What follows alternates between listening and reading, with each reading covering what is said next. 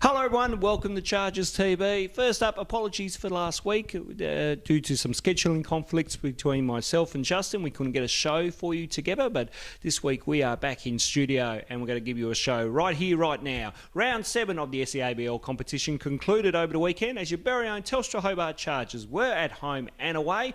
Let's go to Friday night's results for you now. In the women's game, it was our very own Chargers getting the win, 84-71 against the Sydney Uni Sparks. For Sydney, Sinead Greaves had 21 points and 8 rebounds. Lara McSpadden had 18 points and 10 rebounds. For your very own Telstra Hobart Chargers, Kathleen Shear with 23 points, 10 rebounds and 6 assists, while Britt Smart had 19 points, 10 assists and 4 rebounds.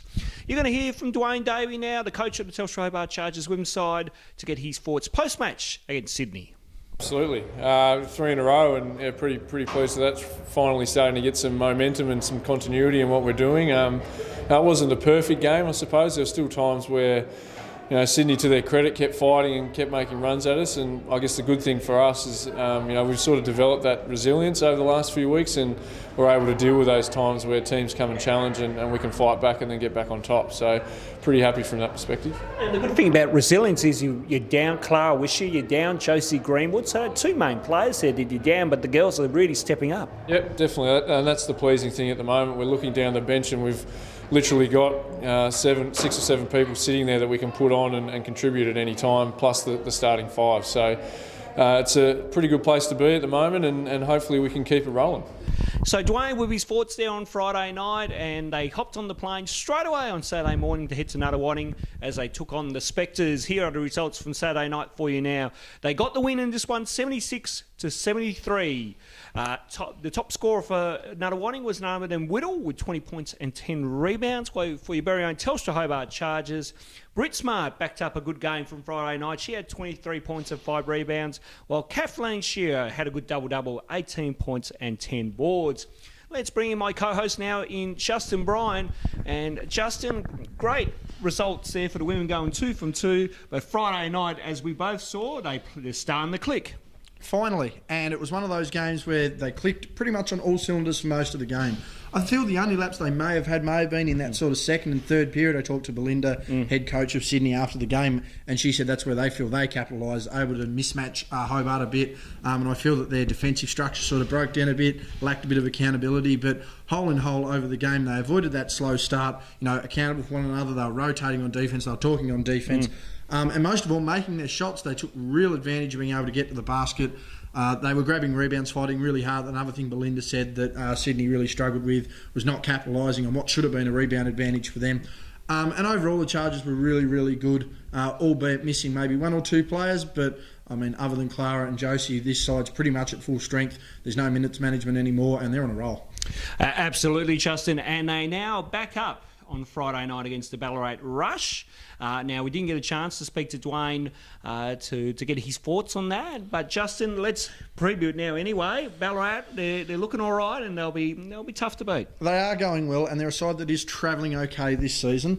And one thing I think our Chargers girls are going to have a lot of confidence in is the fact that we went 2 for 2 on the weekend. We backed up a good home game with a very close away game.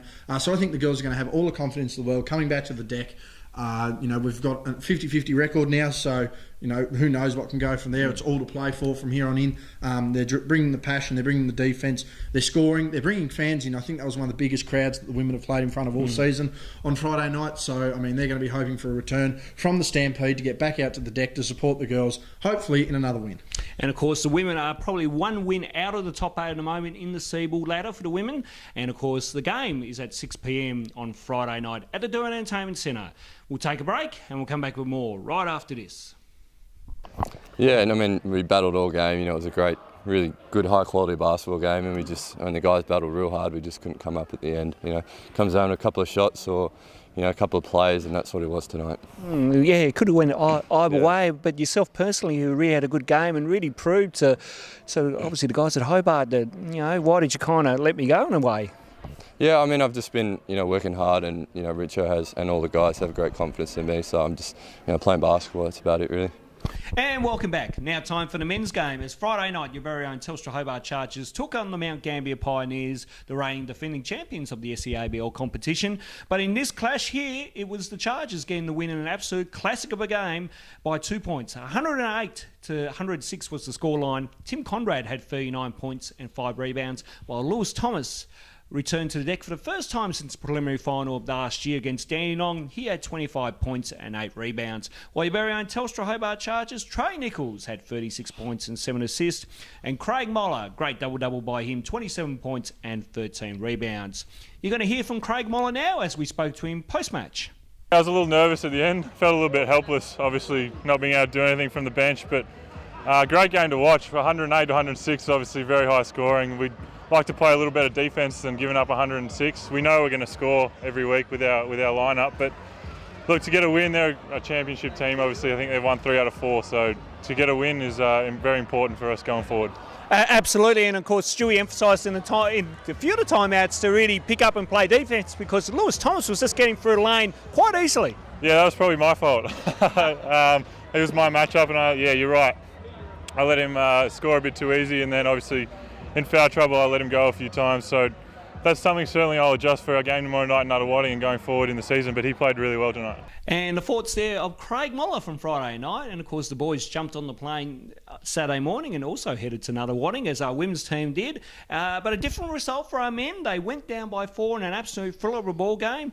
93-97 was the scoreline in Nuttawading's favour. Simon Conn, the reigning MVP of the SEABL men's competition, had 34 points and 9 rebounds and come over with some huge plays down the stretch.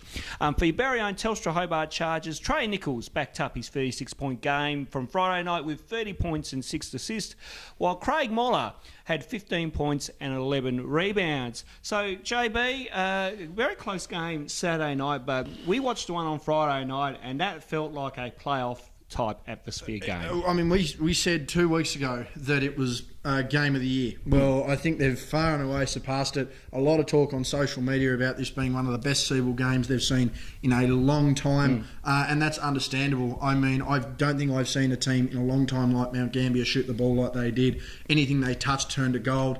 Anything our boys at times tried to put in, they struggled a bit, but the ferocity of attacking the hoop there, you'll see Craig Moller with a few dunks, Zach White with a dunk. Just a tremendous attack of the basket is really what kept our boys in it. You mentioned there about former Chargers player, now Mount Gambier player, Lewis Thomas.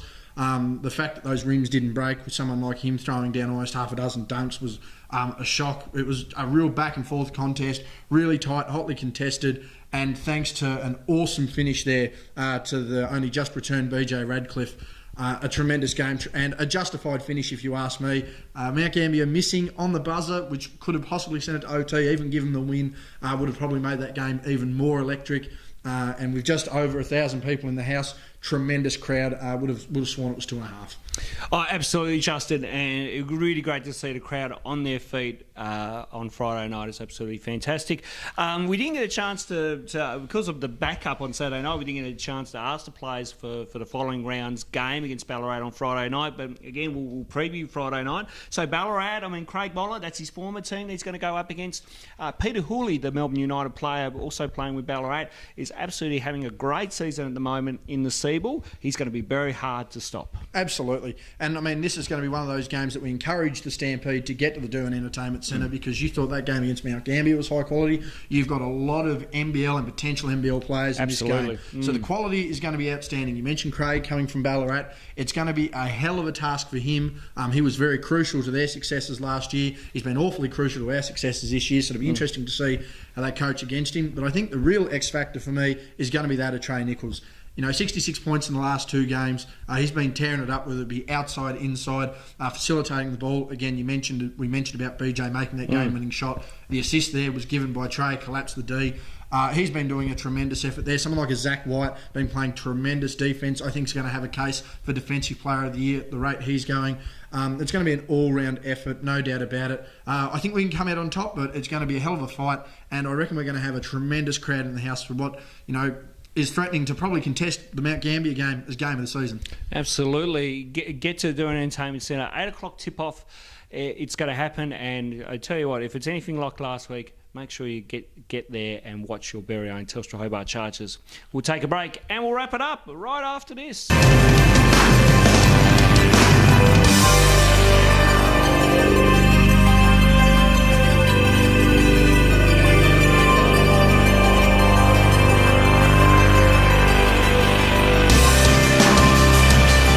And welcome back. Don't forget to follow us on all of our social media platforms to keep up to date with all the goings on here at the Telstra Hobart Chargers. You can like us on Facebook, you can follow us on Twitter, you can follow us on Instagram, or you can subscribe to our YouTube channel.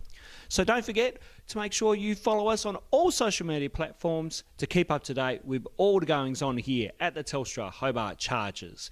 Just before we go, we have a special guest for you, and none other than, of course, the Telstra Hobart Chargers president, David Bartlett. We speak to David about the current NBL bid and where that is at, and it looks like some exciting times going forward and over the next few months. And we also talk about facilities and what needs to be done here in the southern part of the state. So that's all we have time for in this edition of Chargers TV. On behalf of the entire crew, it's goodbye.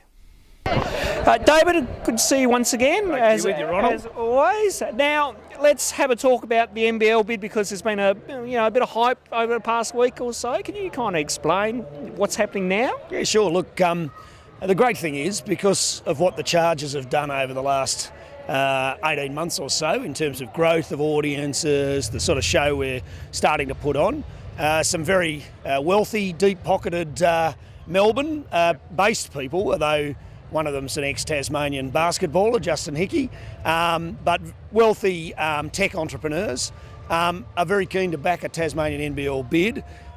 They've certainly got the deep pockets to do it. They're prepared to put in a lot of their own money. And I guess now that was one of the boxes that the NBL said we had to tick, an owner with deep pockets. So we've ticked that box, and now we move on to the next boxes to tick. So we now hear that they're going to come out in the next few months and obviously announce the name of the team, announce the jersey colours. Is there kind of anything you kind of can reveal here at Chargers TV as yet, David? I tell you what, Ronald, here's the deal. When I know, when I can, I will give you the scoop. How about that? Sounds good. But I can tell you this, look, Tasmania is this magnificent place we live in, and it's my suspicion that Tasmania's changed so much over the last 20 years that actually young ballers, will want to come and play in this extraordinary city, be part of an extraordinary club. And one of the things I think these guys really want to do is reflect in the name of the club, the team, in the branding of the team, reflect that new Tasmania. We're confident, we are great explorers, we're innovative, the whole sort of Mona effect, where culture meets weather meets fantastic, Southern Ocean facing stuff. That's the kind of brand I think this team's going to end up with. So we're expecting big things from Justin Hickey and his consortium group in Melbourne then? Look, I think they are great guys, and I've been working with them a bit now over the last sort of couple of months. They're great guys. They really want to make a difference in this community. Justin particularly wants to give something back to the community he grew up in, and so this is a great opportunity to do that. Let's move our attention to obviously local issues here. Now, last week we had a downpour, rain and weather, and of course we can't hold back what Mother Nature's going to throw at us. But the Moona Sports Centre was in a bit of a spot of bother with the roofs leaking, and then of course the Hobart Chargers Junior Basketball League had to be called off. What are your thoughts there as far as do we need to get this sports centre repaired? Do we need new stadiums, new infrastructure? Where do you see that? Well, look, it's great, and I congratulate the returned Hodgman government on making a $10 million commitment to basketball stadium in southern Tasmania. They said at the time, home of the Chargers in terms of training and certainly in terms of our Hobart Chargers junior and senior basketball leagues. I guess the thing is, for the basketball community is, we've had the commitment now of $10 million. Let's get on with it. We need to start building this thing. And actually, in getting on with it now and building a $10 million participation stadium, that will actually demonstrate to the NBL as well that this is a serious basketball state that has lots of juniors coming up. lots of great young people who we're going to give more and more court time, more and more opportunity to. So hopefully, when we do launch this NBL club, the likes of your next Lockie Bouchers, your next Jack Stanwicks and so on are playing for that club. And in a very quick minute we have before we start the third quarter, David, what are your thoughts so far? We've made it through halfway through the season now. What do you think of the men's and women's team's chances so far going forward? Well, look, I think the women last week really clicked, or maybe the week before on that Sunday afternoon game, and we're seeing that again here today. They've clicked and they are looking really good. I don't think if they're playing at their peak, there's a team that can beat the women in the league. The men the same, like the men just get better and better, now in fourth spot. It's going to be a really interesting matchup tonight between Craig Moller and our old friend Lewis Thomas. I know who my money's on, and that should be a fantastic game. Well, David, great to see you as always, and thanks for your time. Thanks, Ronald, and thanks Chargers TV.